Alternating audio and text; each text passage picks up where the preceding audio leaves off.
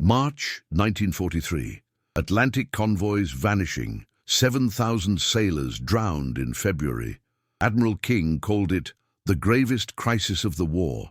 Then a 23-year-old wave from Nebraska drew circles on a chalkboard that admirals dismissed as secretaries' doodles. 90 days later, 50 German U-boats lay at the ocean floor, and German Naval Command desperately demanded answers their analysts couldn't provide. Building 18, Constitution Avenue, 0200 hours, March 8, 1943. Sarah Mitchell's fingers were blue from carbon paper as she typed another casualty report. SS Robert E. Lee, torpedoed, 25 dead. HMS Harvester, 145 drowned. Liberty ship, James Oglethorpe, 41 lost. The air reeked of cigarette smoke and desperation. Sarah was one of 437 women accepted for volunteer emergency service in Washington, transferred from Lincoln, Nebraska, where she taught high school mathematics. The Navy needed typists. What they didn't know, Sarah was Nebraska state chess champion, 3 years running with an eidetic memory for patterns. 6 months she'd typed death reports. The statistics were catastrophic. January 1943, U-boats sank 37 Allied ships. February 63, March projections 80. Britain would starve by autumn. The invasion would become impossible. America was losing the Atlantic. The mathematics were brutal. U-boats sank ships faster than America could build them. Admiral Dönitz commanded 400 U-boats in wolf packs, hunting convoys. Allied countermeasures failed systematically. Depth charges couldn't reach submarines at 600 feet. Sonar was useless against surface night attacks. Aircraft couldn't patrol the mid-Atlantic gap. America built 140 Liberty ships monthly. U-boats sank 120. Britain consumed 1.2 million tons of supplies monthly, but received only 700,000. Statisticians projected Britain would exhaust food by November. Without Britain, no invasion. Without invasion, endless stalemate. Sarah watched senior officers collapse. Captain Richardson lost 15 pounds in 6 weeks. Commander Walsh's hair turned grey in 10 months. Admiral Ingram threw a coffee cup after convoy HX-229 lost 21 ships in 4 days. Worst Atlantic defeat in history. The Navy added escorts. U-boats attacked undefended rears. They tried zigzag patterns. U-boats adapted. They increased air patrols. The gap remained. Every solution failed because U-boat tactics evolved faster. The real problem wasn't technology, it was intelligence. U-boats knew where convoys would be. Convoys didn't know where U-boats were. German intelligence had broken Allied codes, positioning wolf packs in convoy paths. Allied intelligence couldn't predict U-boat positions because German patterns seemed random. Sarah noticed something nobody else saw. She wasn't supposed to analyze, only transcribe, but her brain couldn't stop finding patterns. She'd grown up solving chess problems, calculating wheat yields, predicting weather. Pattern recognition was how she processed reality. Every night after her shift, too wired to sleep, she'd transcribe convoy coordinates and U-boat attack positions onto Woolworth's graph paper. She plotted 247 attacks spanning September 1942 through February 1943. The pattern emerged slowly, then suddenly became undeniable. U-boat positions weren't random, they formed geometric clusters. Clusters shifted weekly, but followed mathematical progressions. Sarah recognized it from chess. Opponents positioned pieces to control key squares, creating overlapping zones. U-boats did the same with ocean coordinates. March 7th, working a double shift, exhausted at 0400, Sarah stopped breathing. Convoy On 166 attacked at 50 Suk degree N, 35 degree downlive. SC 121 at 53 degree down, 32 degree down. Checks 228 at 54 degree N, 36 degree W. Perfect equilateral triangle. Previous week's reports, another triangle. Week before, another, rotated 15 degrees. January, December, November. Every week showed triangular formations, systematically rotated. The triangles moved clockwise around a mid-Atlantic point, completing one rotation every 6 weeks. Her hands shook. This wasn't random. This was choreography. U-boats positioned in geometric formations, maximizing convoy interception probability. Brilliant, elegant, invisible. Sarah knew this would probably end her career. WASPs weren't supposed to develop theories, they typed and filed. Richardson had lectured her about staying in her lane. But 7,000 sailors drowned in February. She couldn't file this away. At 06:30, Richardson arrived. Sarah waited outside his office with graph paper covered in coordinate plots. "Miss Mitchell, I don't have time." "Sir, U-boats aren't patrolling randomly. They're positioning in geometric formations, rotating weekly. I can show you where they'll be next week." Richardson stared. "You did what?" "I plotted 6 months of attacks. There's a pattern. I can predict where U-boats will position next."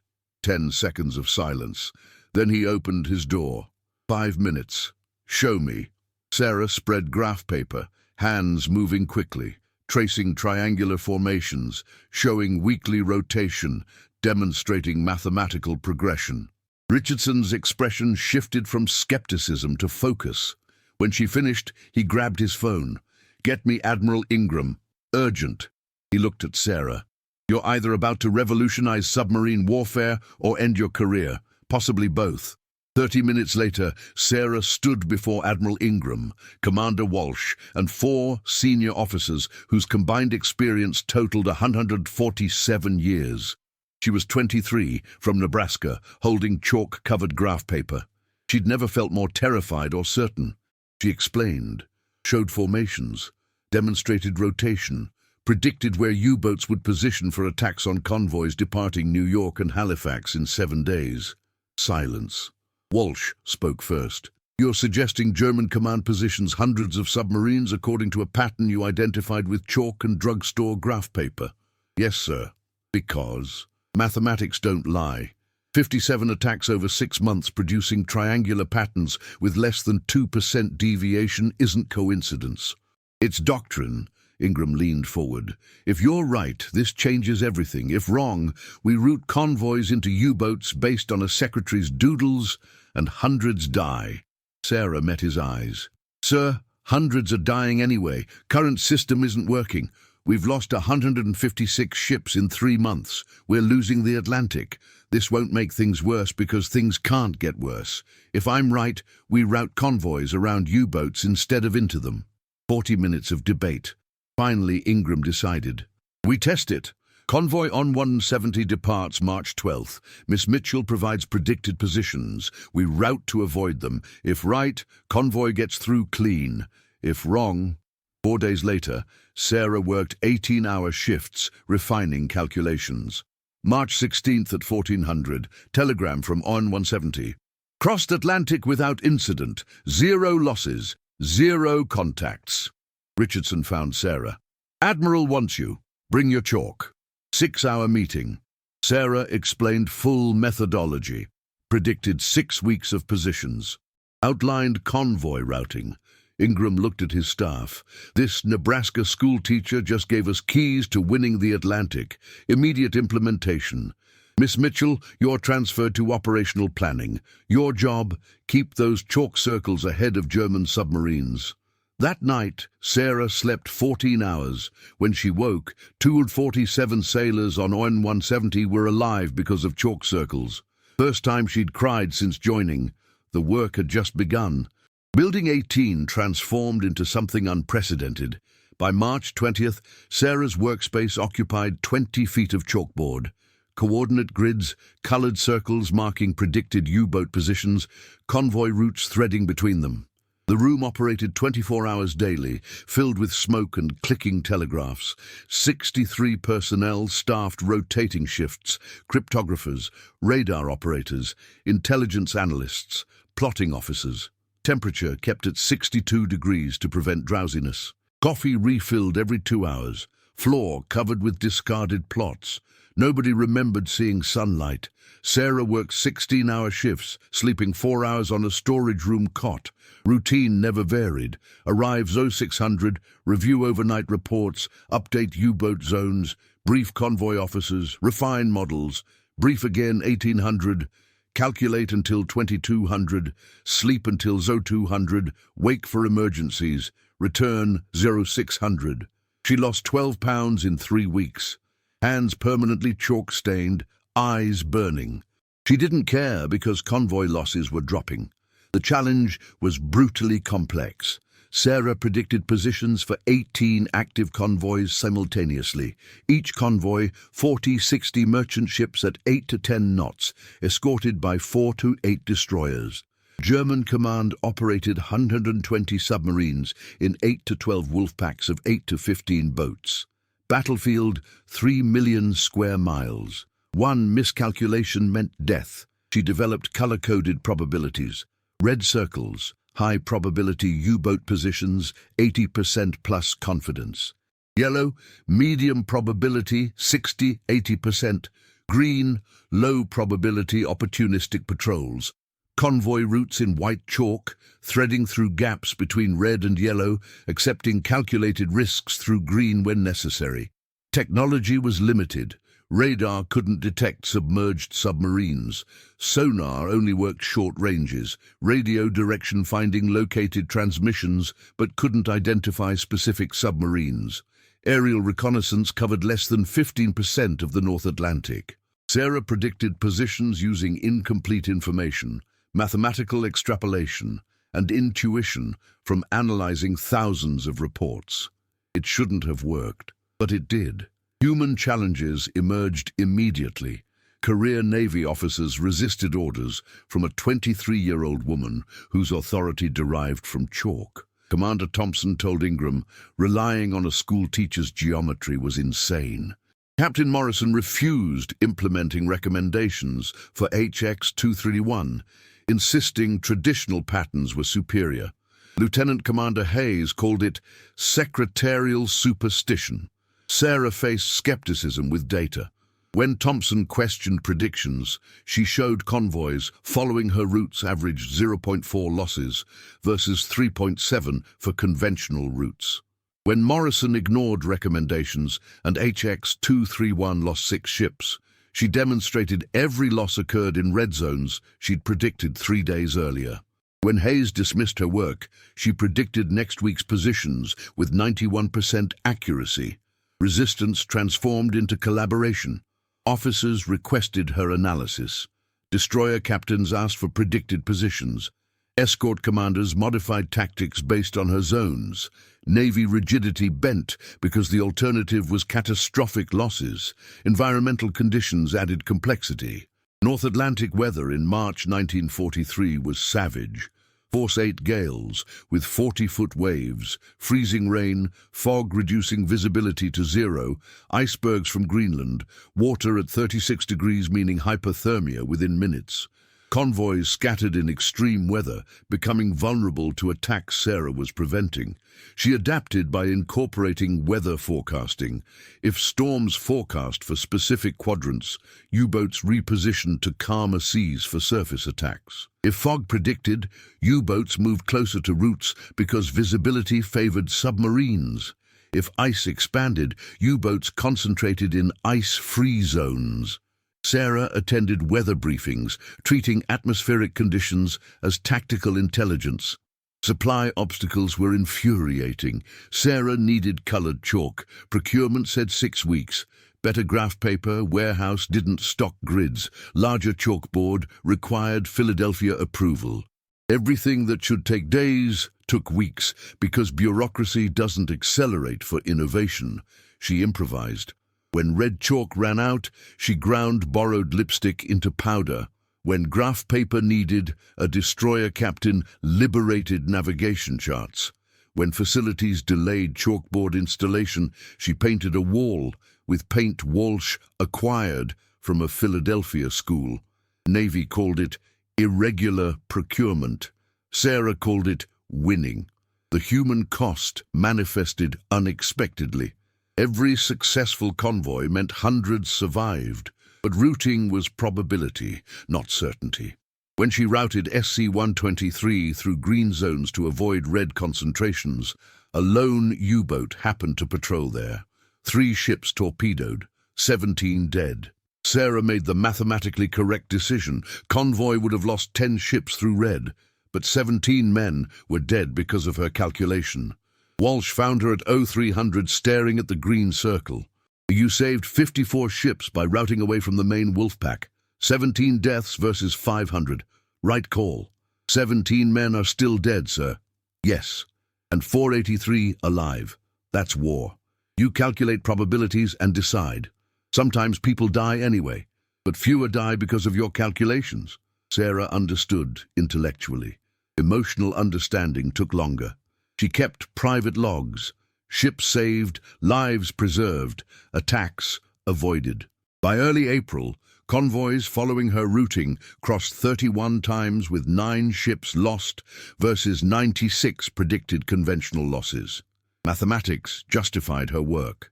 Nightmares about 17 men continued. Operational tempo intensified through late March.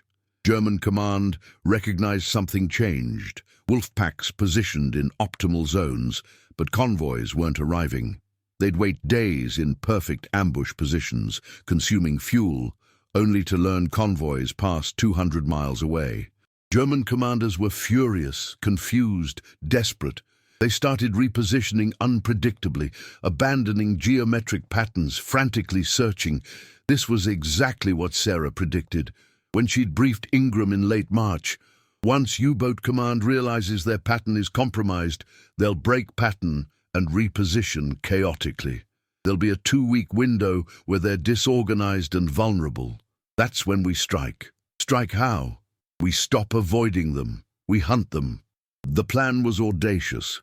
Instead of routing convoys around positions, Sarah proposed routing hunter-killer groups, destroyers and escort carriers, directly into red zones. U-boats expecting merchants would encounter warships optimized for submarine destruction. Hunters becoming hunted. Ingram approved. April 6, Task Group 21.11, carrier USS Bogue and 4 destroyers, positioned per Sarah's calculations in a red zone where she predicted a wolf pack would desperately search. Confidence, 87%. If wrong, 5 warships waste a week. If right, they'd destroy multiple U-boats. She was right. Over 6 days, Task Group 21.11 sank 4 U-boats, U-569, U-231, U-954, U-707. American casualties, 0. German, 187 submariners killed, 0 survivors. The hunt wasn't warfare. It was execution. News spread through Building 18 like electricity. Sarah's chalkboard became the center of Atlantic operations. Admiral Ingersoll visited personally. British Admiralty requested liaison officers. Intelligence analysts called it the Mitchell Method. But Sarah understood something celebrating officers didn't. She'd cracked one pattern, but German intelligence was brilliant and adaptable. They'd analyze April losses, recognize formations were compromised, develop new tactics. The advantage window would close, perhaps 60 days before German command adapted and her circles became obsolete. Kriegsmarine Headquarters, Berlin, Tirpitzufer, May 3, 1943, 14:30 hours. The U-boat command situation room atmosphere was poisonous with confusion. Admiral Karl Dönitz stood before a massive North Atlantic wall map dotted with markers representing his 400-boat fleet. For 6 weeks, those boats hunted ghost convoys that never appeared. Situation reports told a story violating every submarine warfare principle Dönitz developed over 4 years. March. Wolf packs sank only 41 Allied ships, down from 63 in February. April, 29. Most devastating. In 2 months, he'd lost 43 U-boats, 11% of his operational fleet, many destroyed in circumstances suggesting Allied forces knew precisely where German submarines would position. Kapitän zur See Eberhard Gott delivered the assessment with barely controlled frustration. Herr Admiral, anomalies are undeniable. January and February, our wolf packs achieved optimal positioning and intercepted 87% of convoy routes. Since mid-March, that dropped to 23%. Simultaneously, Allied hunter-killers engaged our boats with what appears precise foreknowledge. U-569 attacked within 2 hours of reaching patrol coordinates. U-954 intercepted while transiting to formation before beginning patrol. This isn't coincidence. Dönitz studied the map with intensity that made him the most feared submarine commander in naval history. Patrol positions weren't random. They represented 3 years developing tactical doctrine that nearly won the Atlantic. His Wolfpacks patrolled in coordinated geometric formations, creating overlapping coverage zones, maximizing convoy interception probability. Mathematics were elegant, execution precise, and until March, results devastating. Convoy interception dropping 64% in 6 weeks suggests Allied intelligence penetrated our positioning doctrine, said Korvettenkapitän Hansen, intelligence chief. But impossible. Our codes haven't been broken. Radio discipline maintained strictly. Position reports use one-time cipher pads. There's no mechanism by which Allies could predict Wolfpack positions with accuracy these patterns demonstrate. The explanation everyone avoided was most logical and most impossible. Somehow, Allies identified the mathematical pattern underlying German deployment and used that knowledge to route convoys around patrol zones while directing hunter-killers into them. But accepting this required accepting that German naval intelligence, finest analytical operation in the Kriegsmarine, had been outsmarted by Allied analysts using methods German experts couldn't identify. Fregattenkapitän Weber presented engagement data with clinical precision. April losses show consistent pattern. U-boats attacked within 6 to 18 hours of reaching assigned coordinates, suggesting Allied forces waiting at predicted positions.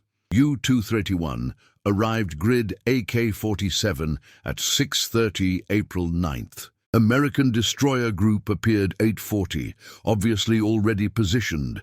U-707 surfaced grid BE-23 at night April 12th. Optimal surface conditions, immediately illuminated by aircraft searchlights, suggesting airborne patrols specifically deployed to that exact location. Dönitz's strategic doctrine was founded on mathematical superiority. Position enough submarines across convoy routes and probability guarantees interception. Allied escorts couldn't protect every vector. Convoys couldn't avoid entire quadrants. The Atlantic was vast, but submarine numbers could cover critical zones. This worked flawlessly from 1940 through February 1943, sinking 2,783 Allied ships totaling 14.1 million tons. Then suddenly, March. The mathematics inverted. Psychological impact on commanders was documented in radio traffic got read aloud. U-415 reports, stationed optimal position AJ-71 6 days, 0 contacts, fuel exhausted, returning. And DAU-523 reports, Wolfpack Löwenherz positioned BE-19 per orders. Convoy HX-234 intelligence indicated transiting. Convoy passed 280 kilometers south. Request explanation. Multiple commanders requesting clarification. Why assigned positions yield no contacts while intelligence reports convoys passing nearby? Morale deteriorated measurably. U-boat crews endured conditions breaking ordinary men. 50 submariners crammed into 250-foot steel tubes, submerged days, breathing recycled air thick with diesel and waste, hunted by destroyers dropping depth charges crushing hulls, aware 75% never returned. They endured because they believed their suffering achieved results. When patrol after patrol produced 0 results, that belief corroded. Dönitz recognized operational collapse signs. April, 3 commanders requested surface fleet transfer. 2 boats returned, citing mechanical problems. Inspection revealed were fabricated. 1 commander positioned 200 kilometers from assigned coordinates, claiming navigation error. But Dönitz suspected deliberate avoidance of what the commander feared was an Allied trap. If commanders lost confidence, the entire fleet would become ineffective regardless of how many boats were at sea.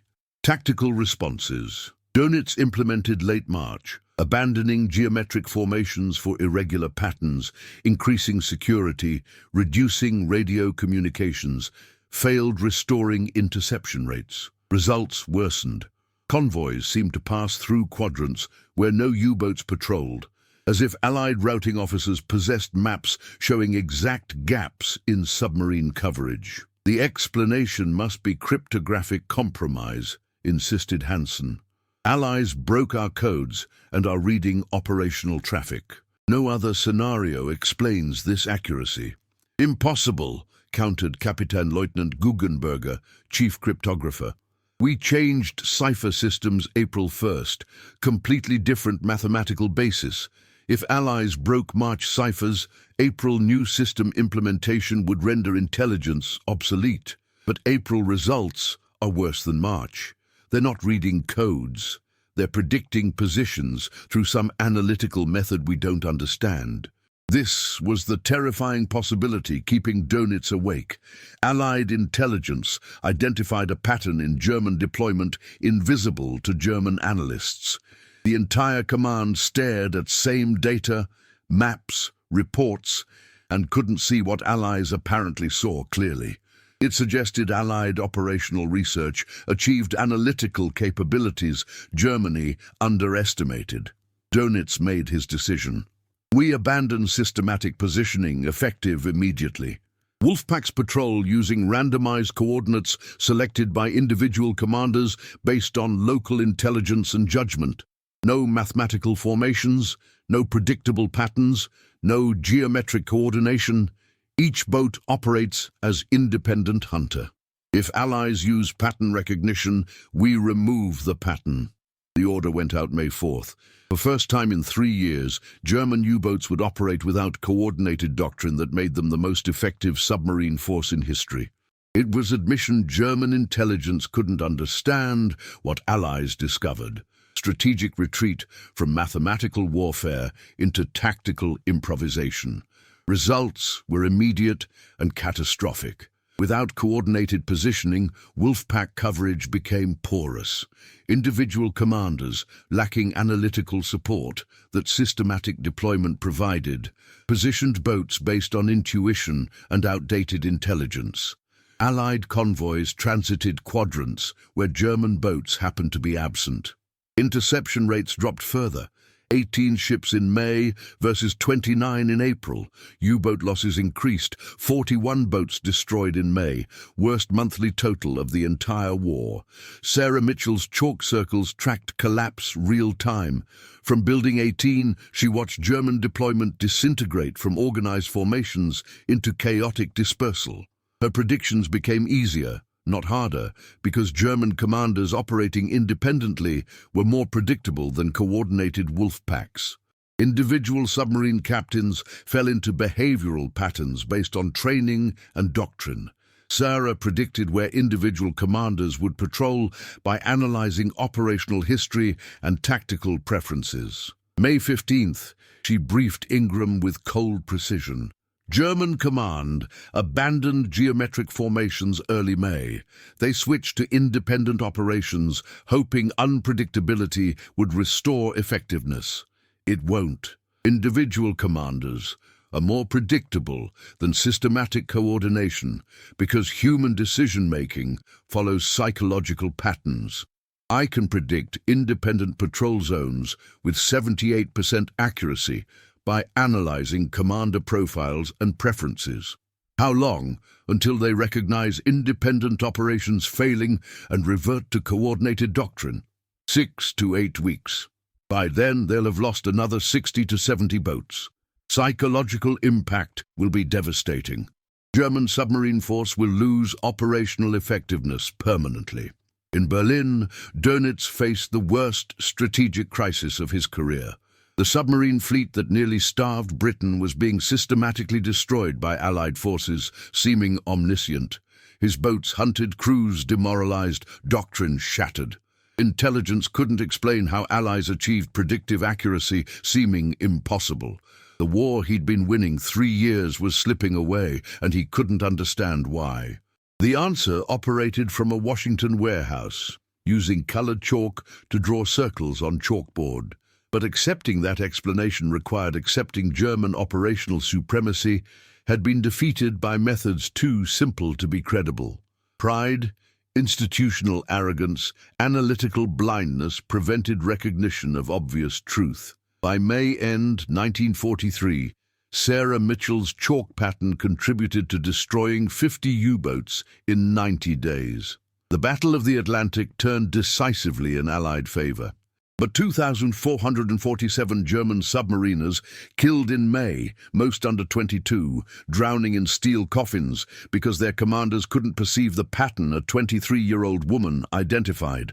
The hunters became hunted. The wolves were drowning. August 14, 1945, Japan surrendered. Sarah Mitchell filed inventory reports in Navy Archives, Pennsylvania Avenue. War in Europe ended 3 months earlier. Building 18 decommissioned, March 1944. Anti-Submarine Operations Center dismantled, chalkboards painted over, coordinate grids archived in boxes nobody would open for 30 years. Sarah transferred to administrative duties because operational planning was for career officers, not temporary female volunteers. The statistical legacy was documented but classified. Between March and August 1943, Allied convoy losses in the North Atlantic dropped 86%. German U-boat losses increased 312%. May 1943 alone, 43 German submarines destroyed, forcing Dönitz to temporarily withdraw U-boats from the North Atlantic entirely. The Battle of the Atlantic, which Churchill called the dominating factor all through the war, turned decisively during the exact period when Sarah's predictive modeling guided convoy routing and hunter-killer operations. Operational data was undeniable. Convoys routed using Mitchell method experienced 0.7% loss rates versus 8.3% for conventional routes. The 18 major operations directed by her analysis between March and December 1943 transported 2.2 million tons to Britain with losses of 9 ships versus projected losses of 187 using traditional routing.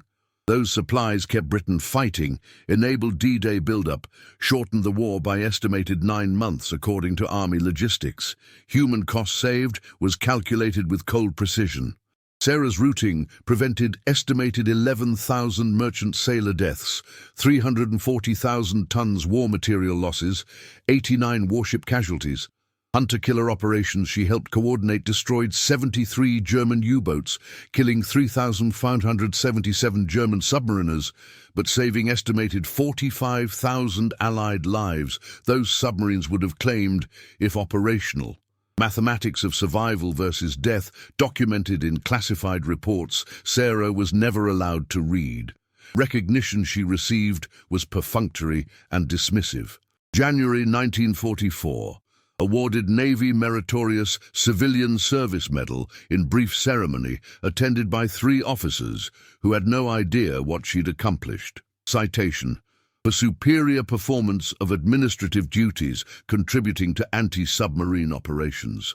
Nothing about predictive modeling, mathematical analysis, revolutionizing naval warfare. Nothing about chalk circles that destroyed wolf packs. Admiral Ingram tried securing her promotion to commissioned officer, citing unprecedented contribution to operational success. Bureau of Personnel rejected. Wave personnel not eligible for direct commissioning into operational specialties. Ingram tried again, recommending Legion of Merit, decoration for exceptionally meritorious conduct. Rejected. Civilian contributions, however valuable, don't meet criteria for military valor decorations. Commander Walsh was direct. Miss Mitchell, the Navy doesn't know how to recognize what you accomplished because it doesn't fit any category. You weren't a cryptanalyst who broke codes. You weren't an intelligence officer. You were a secretary who looked at convoy reports and saw something nobody else saw. The institution can't honor that because honoring it requires admitting a temporary female volunteer with chalk and graph paper outsmarted the entire strategic planning establishment. Sarah understood perfectly. Her contribution didn't fit the narrative of military professionalism the Navy required to maintain hierarchical credibility. Accepting that an untrained civilian with teaching background revolutionized submarine warfare would undermine authority of career officers who'd failed identifying the same patterns. Easier to classify her work, transfer her to filing, and allow institutional memory to forget Building 18 ever existed. Long-term transformation of anti-submarine doctrine was profound but unattributed. After the war, Navy incorporated pattern analysis and mathematical modeling into permanent operational doctrine. Submarine Warfare Operations Research Group, established 1946, staffing mathematicians and analysts using methods directly derived from Sarah's approach. Operations Research Society of America recognized in 1952 proceedings that geometric pattern recognition applied to submarine positioning analysis during 1943-44 represented foundational methodology for modern naval tactical prediction systems. Sarah Mitchell wasn't mentioned by name in any publication. Personal cost of wartime service manifested unexpectedly. She'd spent 16 months working 16-hour shifts, sleeping 4 hours nightly, calculating scenarios where wrong answers meant death. Psychological pressure of knowing thousands depended on her accuracy, created hypervigilance she couldn't disable when war ended. She'd wake at 0300, calculating U-boat coordinates that no longer existed. She'd see convoy formations in traffic patterns. She'd plot probability zones on restaurant napkins without realizing. September 1945. Honorably discharged from Waves with typed letter thanking her for valuable administrative contributions. She returned to Lincoln, Nebraska, where the school board offered her the teaching position she'd left 1942. She taught mathematics to high school girls who had no idea their teacher helped win the Battle of the Atlantic. She never mentioned it. The work was classified secret until 1968, and by then, nobody remembered who'd done it. The relationship she'd started with Lieutenant James Bradford, destroyer escort commander she'd met in Building 18, ended July 1943 when he was killed when USS Donnell was torpedoed off Iceland.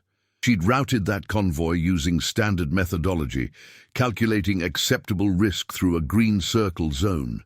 A German submarine happened to patrol there opportunistically.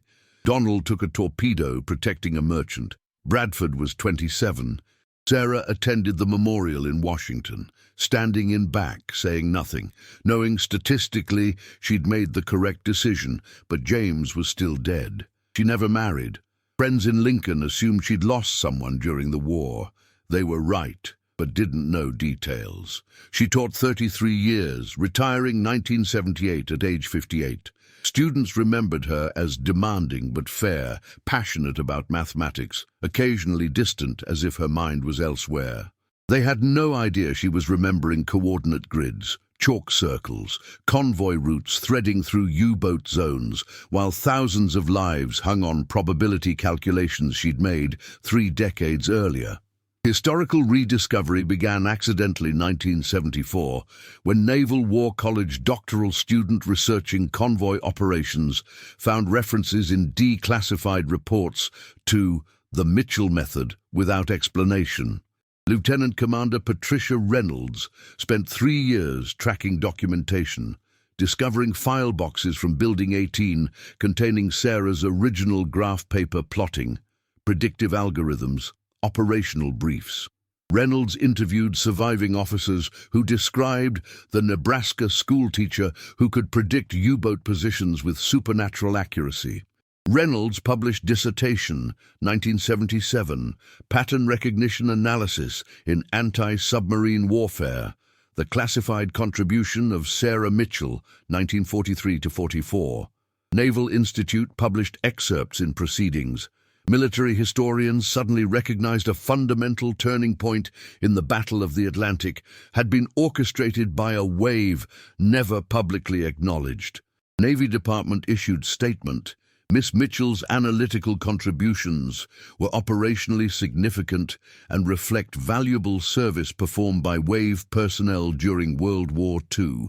Sarah was invited to Washington 1978 to receive retroactive Navy Distinguished Public Service Award, Defense Department's highest civilian honor, in Pentagon ceremony, attended by Chief of Naval Operations, 2 senators, 200 active duty personnel. She was 58, gray-haired, wearing a J.C. Penney dress from Lincoln. Citation described her as architect of mathematical methodologies that transformed Allied anti-submarine warfare capabilities and contributed decisively to victory in the Battle of the Atlantic.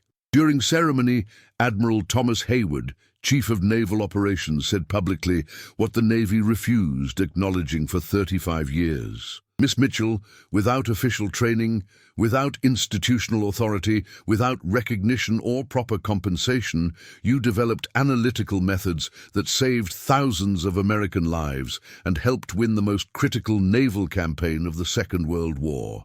The Navy failed honoring your contribution when it mattered.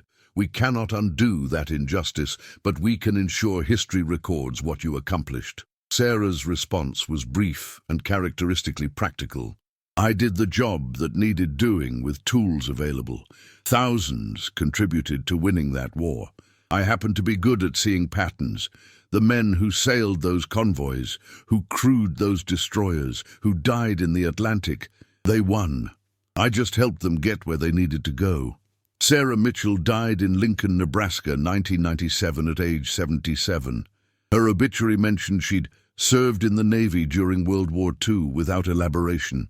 Navy Times ran full-page tribute describing her as the civilian analyst who changed how the Navy fights submarine warfare. Naval War College established Mitchell Prize for Innovation in Operational Analysis, awarded annually recognizing breakthrough analytical methods. Her legacy lived in ways she never witnessed. Modern submarine warfare doctrine incorporates pattern recognition, probability modeling, mathematical prediction, methods directly descended from graph paper covered in colored chalk circles. Every Navy operational analyst learns the Mitchell method as foundational methodology. The geometric pattern she identified in 1943 is taught at Naval Academy as case study in how creative analysis overcomes technological limitations. The story admirals dismissed as a secretary's doodle became foundation for how America fights wars today. The chalk pattern that destroyed 50 U-boats in 90 days demonstrated something profound. Wars are won not only by courage and firepower, but by intelligence, analysis, and willingness to recognize expertise, regardless of where it originates. Sarah Mitchell proved the most devastating weapon isn't technology. It's the human mind capable of seeing patterns others miss. If this story of courage, innovation, and hidden genius moved you, smash that subscribe button and join our community exploring the untold stories that changed history. Drop a comment. What unrecognized hero should we cover next? Share this with someone who needs to know that one person with the right insight can change the world. History isn't just written by generals. Sometimes it's drawn in chalk by a teacher from Nebraska. Subscribe now